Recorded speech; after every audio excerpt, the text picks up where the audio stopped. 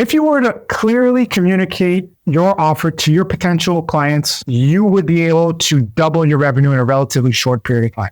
Let me explain something to you. And I want you to ask yourself this question. If 50% of all the people who ever saw any of your marketing material, whether it's social media posts, videos online, direct marketing, networking, doesn't matter what it is. Ask yourself this. If 50% of all the people who saw any of your marketing material said to themselves after watching or seeing your ads, said, this is exactly what I need. This is exactly what I've been looking for. What do you think that would do to your bottom line and your sales? You'd probably get a big uptick in the amount of sales that you're getting. But the problem is we're not clearly communicating exactly what it is that we're selling to our ideal clients. Leads aren't buying from you because they see your offer not resonating with them, so they're not buying it, and you're losing a ton of money from it because they're slipping through the cracks. They're just skipping over it, right? Nobody wants, it's just more noise to them, and they're just skipping over it. Now, I want to explain something to you in a process and a framework that you need to start thinking about in order to properly communicate your message to your audience so that you resonate with them, and then they can actually then in turn become paying clients and customers. So the first thing we need to figure out is who your ideal client is, okay? And the way that you do this is relatively simple. Think about it in terms of whatever it is that you sell the most of. Some of you might be selling single-family homes to first-time home buyers. Some of you might be selling residential multifamily buildings. Some of you might be selling commercial, might be,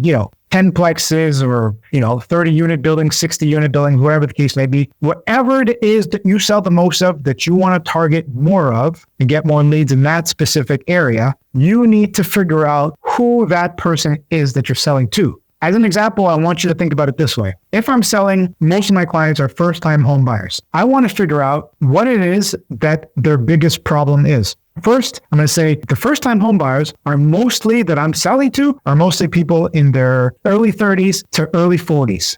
This is the range. They usually have a few children. They're usually families, small families, whether it's 2, 3, 4, doesn't matter, but they usually have younger children, and they're looking to move into a safe neighborhood with schools nearby, good amenities, and close to travel, close to commutes to work. Now, armed with knowing this, now I know exactly who I'm selling to, right? As opposed to just thinking that I'm going to come with the same approach to a person who's in their early 50s with a bunch of equity and stuff that they've been able to save up throughout their lives to go and looking to purchase a chalet as a secondary home, a vacation home, or looking to deploy their money and their capital into another investment property. I'm not going to speak to that person the same way that I'm going to speak to the first-time home buyer, right? And those two different identities and avatars have completely different problems that they're trying to get solved. And if you can narrow it down to who, you can figure out who that person is that you're selling to, onto the next step we can go forward to is we can figure out what the problem is for that specific person, okay? Now, I'll just reiterate what I just said before for the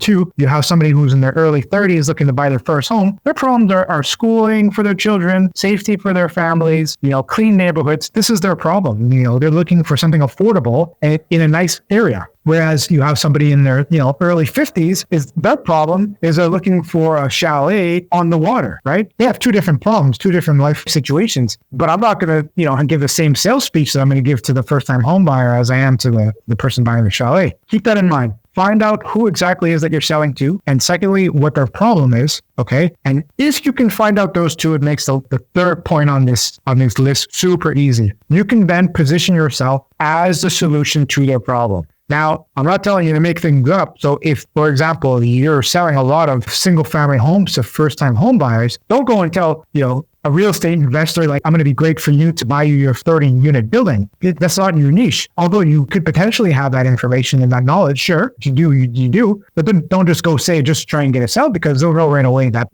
how great you are, or if it's not your areas of expertise. So, and it's not going to resonate with them, right? You're not going to have that same marketing message going out there to the world for people to start, buying from you. If you put out information geared towards solving a problem for a first-time home buyer, you're not going to get people that are looking for 30-unit buildings knocking at your door, right? So that's how we want to move through. We want to go find who your ideal client is. Secondly, find out what their major pain point and problem is. And then thirdly, you want to position yourself as the guide to their solution to help them solve their problem. Okay. And this is where your expertise comes in. And a lot of things that I feel are overlooked are super simple things that you can implement today for your customers, your clients. Like if somebody comes and knocks at your doors as a first-time home buyer, you can already have a pre-made checklist, tons of information packaged in there that you can email them, and it gives them like a whole rundown of, what they're looking for, the problems that you solved, a little kind of like a welcome package that they can get, for you before even taking on any of your services to see really your expertise and painting the, how you can help them solve their problems. I find that's a really good way if somebody reaches out to you to kind of showcase your skills and your knowledge and the willingness to be prepared to go and help somebody find their home essentially, or their investment property, whatever it is that they're looking for. So now that you have a little bit of a sense of how to find your ideal client, how to go through the steps, the motions to break through some of the noise that's on there, on the internet and out there in the world to make somebody choose you as a real estate agent, I want you to think about this, because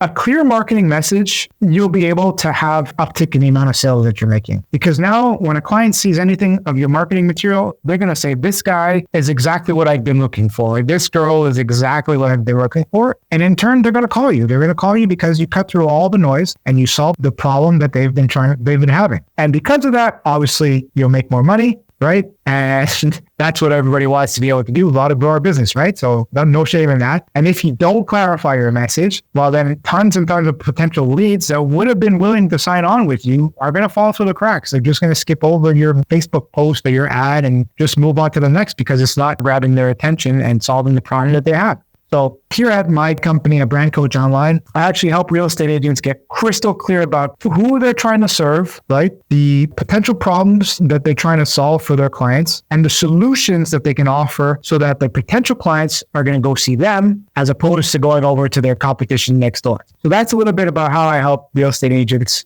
get to the bottom, increase their bottom line and grow their revenue. So I'm just going to leave you with this before we head off. I want to leave you a 3-step plan for what you can actually do today to move your needle and your business forward. So first thing you're going to do is you're going to find out who your ideal client is, right? Who is that person that you want to sell a home to or a property to over and over and over? If you think about the most pleasant and best and easiest transaction you've ever done, right? That's your ideal client. And if you'd like to relive that over and over and over again, how much better would your business be? That's your ideal client. Secondly, you're going to figure out what problem or pain point this person has, and you're going to figure out how to solve it for them. Thirdly, you're going to position yourself as the guide and the solution to this person's problem so that they can move forward and give you a call or an email to enlist you and enroll you, sign you on as their real estate agent of choice. Okay, well, I hope you guys really enjoyed this. I hope it was helpful. I want to just leave you guys with a little bit of a freebie down below. In the link, there's a PDF. It's absolutely free. It's a guide, my guide on 5 steps on how to become a 6-figure agent. You can go ahead and download that for free and check out my other videos if this was interesting to you.